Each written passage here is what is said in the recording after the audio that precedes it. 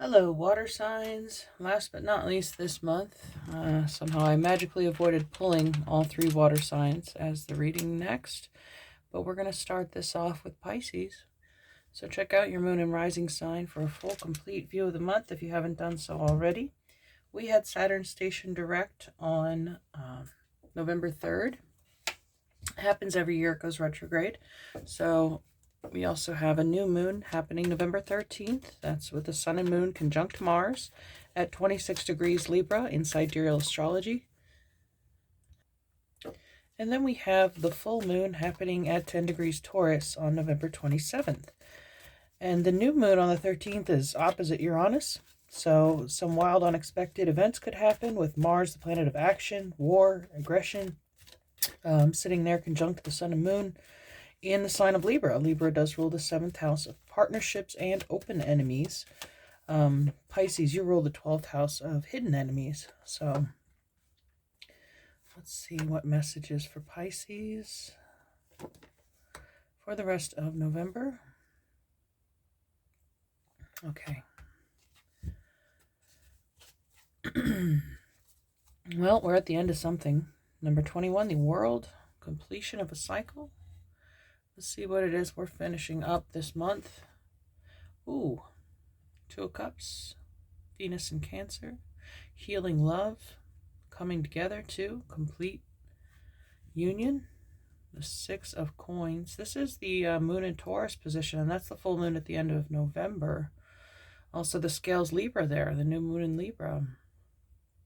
Balance, partnership, union, merging, reciprocation, equality. Balance, happiness, contentment. Feeling very blessed. Gratitude. We have the Nine of Wands.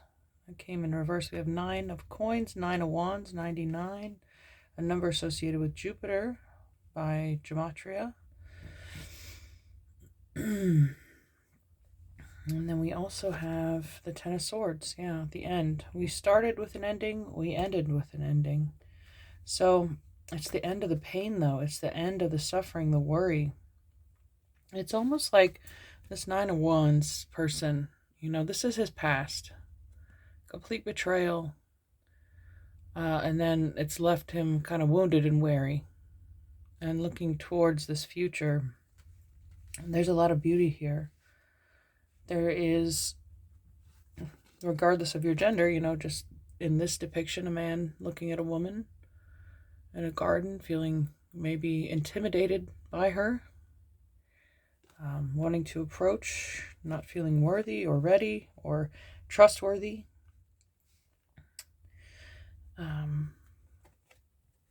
But you're very generous as this Nine of Coins. You give not just your time, but your energy, your love. You just want to see people happy. This person's just watching from afar.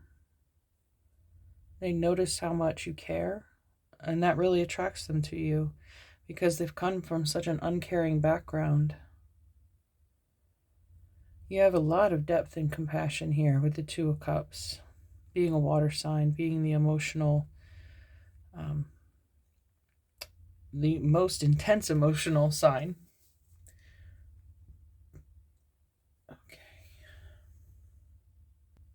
While I was shuffling the cards, I had to pause and cough really hard. So it was like something, was blocking my throat, feeling closed up, feeling disconnected or unable to speak or say how they feel. Let me see.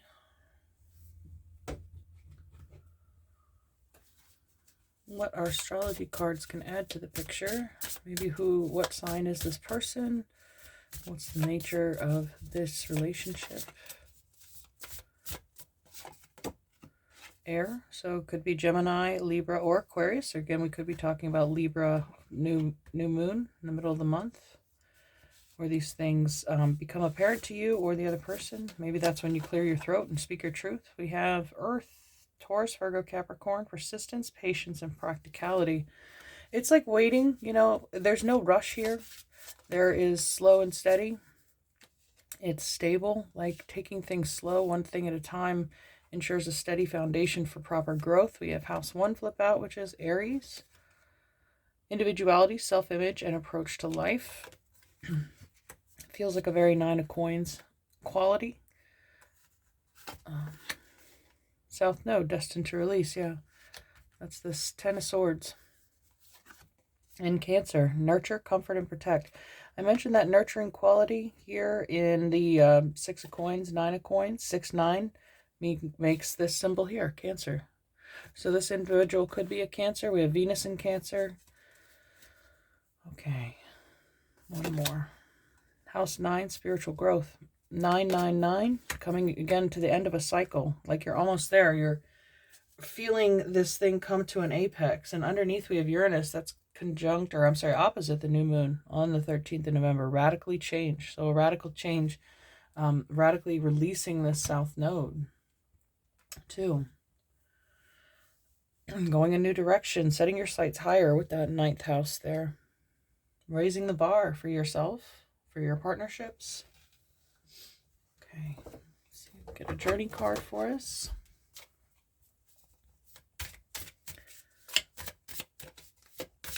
For Pisces.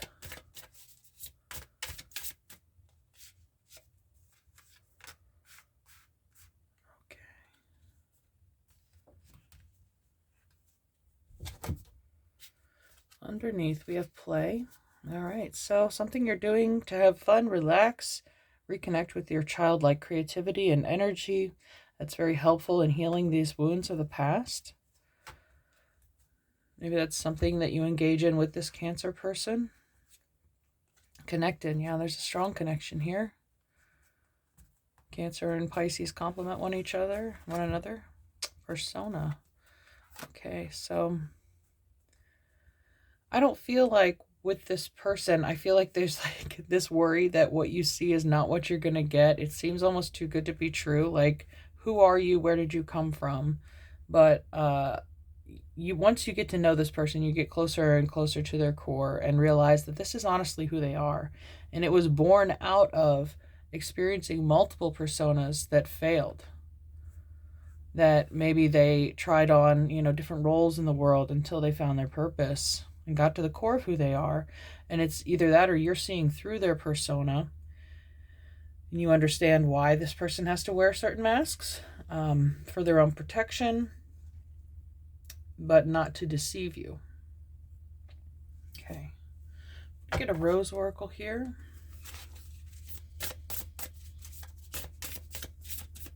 Where they have to play a certain persona, play a part. Could be an actor in a play, literally. But you get to know the real them. And then, so this was that morning dew of clarity, a fresh start, positive outlook.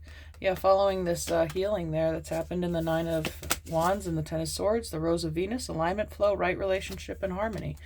Get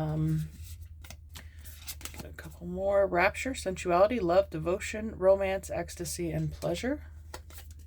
And the reunion, soul recognition, collaboration, partnership, friendship. So this could be someone that you're friends with, that you play with, as an adult. You go out to the bar, you play pool, you play darts, you play around a golf, whatever. But it's like somebody that you enjoy spending time with, and you're starting to see yourself as more aligned with their energy than you thought you would. Let me see what your Queen of the Moon has to say. All the world's a stage, because you got the world and the play under there. We are merely players. Patience, green corn moon. We had a couple other signs get patience. I believe it was Aries and Sagittarius. I can't remember. But patience is coming, right? It's like you waited a long time for this to come through. So the right time will arrive. There's no need to worry that something's not going to manifest. Such a beautiful energy.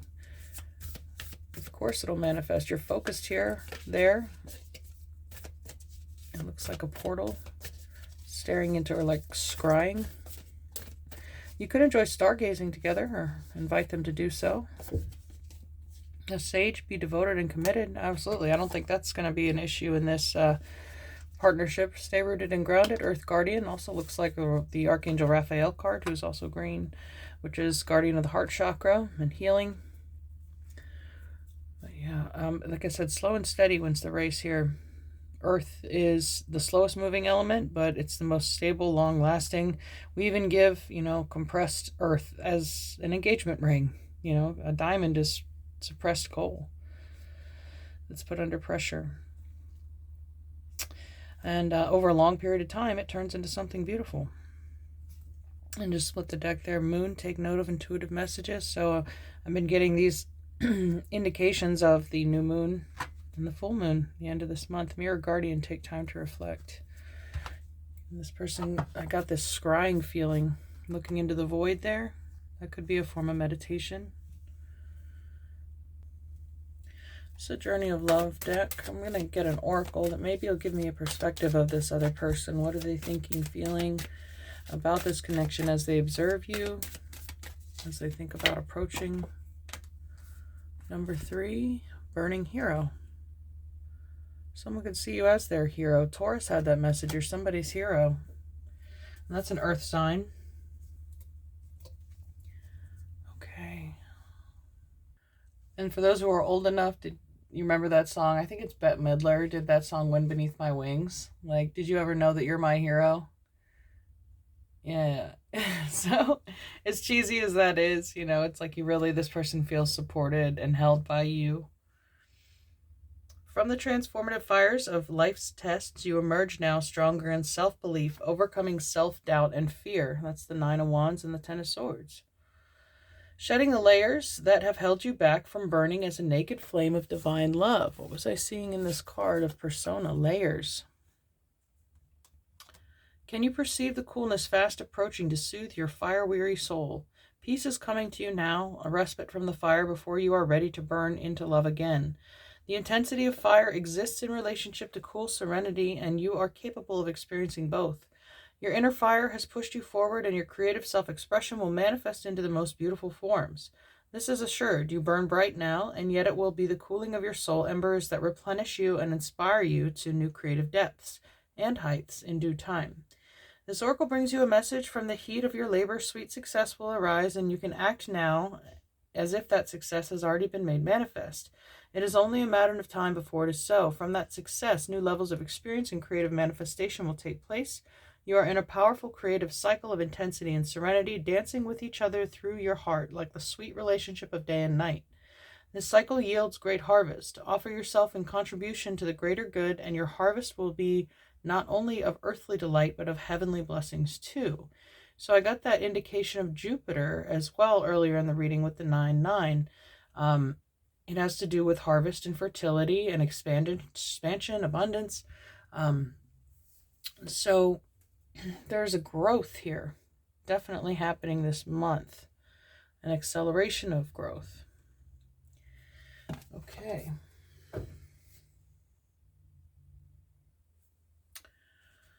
Okay, we'll get an alchemy card here for you, Pisces.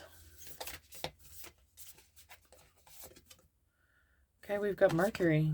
That's the Magician. Transformation. Virgo and Gemini, again, could be powerful influences or connections in your life, or you could have strong placements there being activated. But let's see, a couple signs got that, and well as the Peacock's Tail. I'm going to read that as well. 55. 24, that's the number of Jupiter. If you look at the emblem of Jupiter, it looks like a 2 and a 4 combined. Could be referring to the year 24 as well. Slippery, mobile Mercury, part liquid and part metal quicksilver, also known as Mercury, is a mesmerizing material. Its gift is to slip between worlds. It cannot be pinned down or easily defined. Mercury came to symbolize the god Hermes and the great hermetic secrets of alchemy, always sliding away into secrecy just beyond the alchemist's grasp. It is said Mercury represents the transition between the physical and the unseen worlds, between life and death, between science and the esoteric. It is the metal of sacred thresholds. Shamanic practitioners of every tradition must acquire the ability to stand at the doorway between worlds. This is no small feat. The Mercury card indicates the querent has a particular gift for such a task. This is the work of the shaman, teacher, sage, artist, and alchemist. We have the sage show up here. Sure did. And I mentioned you're the most psychic and wise and deep person. You're very quiet, but you're studious. You have a lot of knowledge. You've lived the most lives, I think, of anybody. As far as reincarnation goes, you're the most experienced. You're like the grandfather of the zodiac. You have a lot of wisdom to teach people. And a very deep connection to the divine, of course. Heed the call of Quicksilver. The sacred threshold requires your attendance. You had last month this message of being able to like slip between the veil too. So it's like you're almost existing in this liminal space between this world and the ethereal. But it feels like you're floating in space. And Earth came down a couple times, so stay rooted and grounded. You have to still participate in this life in order to connect with this other person on the physical plane that we happen to find ourselves in at this point. But yeah, so if you're too floating far out to sea, then you can't make this connection. So you may even connect, though, on spiritual topics. You may have deep discussions about it. Magic, the occult, could be some, I mean, the Scorpio time frame we're in, that rules the 8th house of that, those subjects, and sex and death and transformation. So let's read about the peacock's tail. Full vision, the spectrum inclusivity of the peacock's tail is a sacred image in alchemy. The mesmerizing display of tail feathers opens to mark the alchemist having shifted from single to multi-perspective. This is a great achievement. The alchemist has opened 1,000 sets of eyes instead of one. They've discarded black and white thinking and allowed the full spectrum of colors, nuances, and solutions to come into the fold. Creative solutions to complex social and political polarities can be found in this sacred space. The force field of possibilities has opened, and the alchemist has entered a new paradigm belonging to multiplicity, dimensionality, and inclusion. Utilize this perspective for positive change while it lasts. When falling back into black and white thinking, as any alchemist will do, envision the splendor of the peacock's tail. Each feather contains a shimmering universe of possibilities. And this says to watch the movie The Wizard of Oz. Notice the palette of the cards. Are they black and white or leaning towards a certain color? There is wisdom to be gleaned from the color's message. Bring as much color in as you can today. Experiment. Use it as therapeutic means of expression and a way to loosen up rigid thoughts. Well, I'm seeing a dominance of green and yellow and pink. So green and pink are the heart chakra, yellow the solar plexus, red and orange the sacral and the root. And I wanted to mention here too that this is the symbol of Mercury. You guys make magic together. When you combine your emotions, it's alchemy for sure. So let's see what our Making Magic deck has to offer you today, Pisces.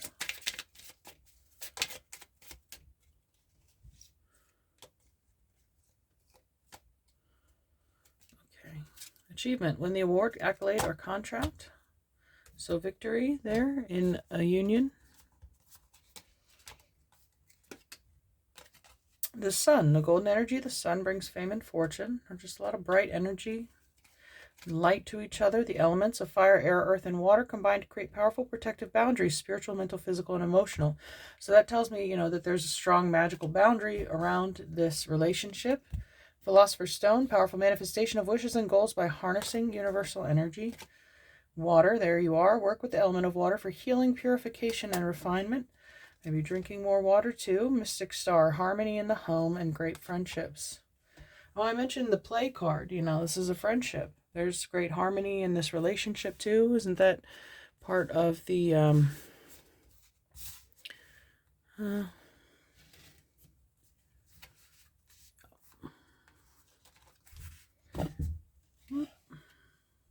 there it is. The Rose of Venus, alignment, flow, right relationship, and harmony.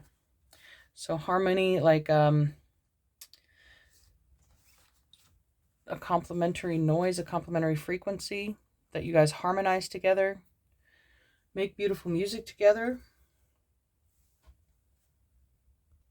All right, I'm going to get a rune for you. This could be noisy. Let's see, Pisces, you've got, oh, I don't think I know this one.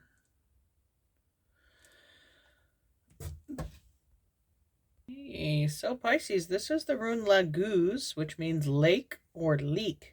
It is a water rune, so it's very much feels aligned with you.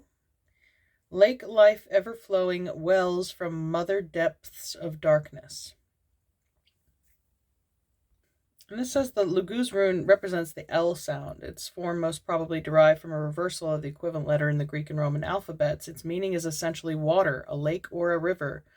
But so L is the 12th letter in the English alphabet, and you are the 12th sign of the zodiac. 12 is the Hanged Man card, ruled by Neptune, which is your ruler. So the deep intellectual and emotional waters are present. Let's see how we interpret this in a reading. So for Thorson, Laguz represents the basic energy and secret source of organic life, primal potential, initiation into life, and passage across the waters through death. So like the river Styx. It is the unknown, a manifestation in Midgard from other realms. Osborne and Longland, working from the Old English, state that water is a powerful, unpredictable, and dangerous element that cannot be governed by human agencies, a ship out of control. Gunderson's interpretation is more naturalistic. For him, the rune signifies primal water, the rivers of yeast and venom that flow from Velgamir, and the water that flows from the sacred wells. There is some ambivalence toward an element that brings prosperity or destruction. True, use water to water your crops, too much will destroy it.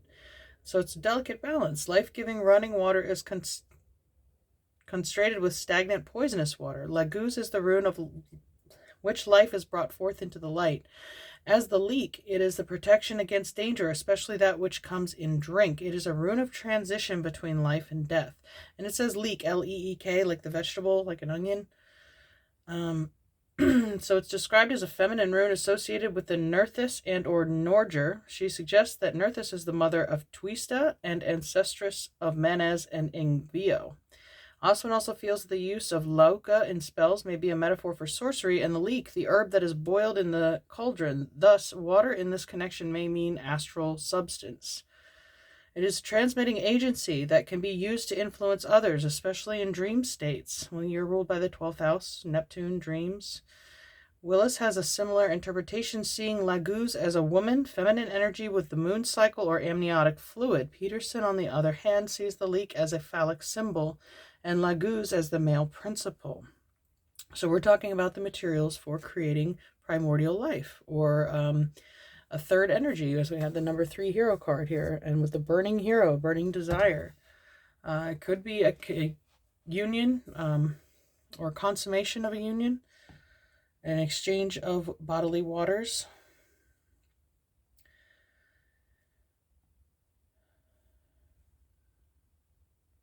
The waters underground and on the surface can be interpreted as the blood of the goddess of the planet, as the earth as her body. According to some theories, water systems may be carriers of ley line energy. The goose or duck was both a traditional shamanic steed and a Celtic symbol of the territorial watershed goddess.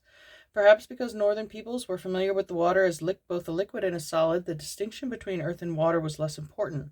Moist Mother Earth, a pagan Russian epithet for the earth goddess, is an example of how these ideas might be connected. And with all this cooling feeling of mud and earth, against all this burning hero, it's like packing your wounds with mud to soothe them, soothe the burn of the past.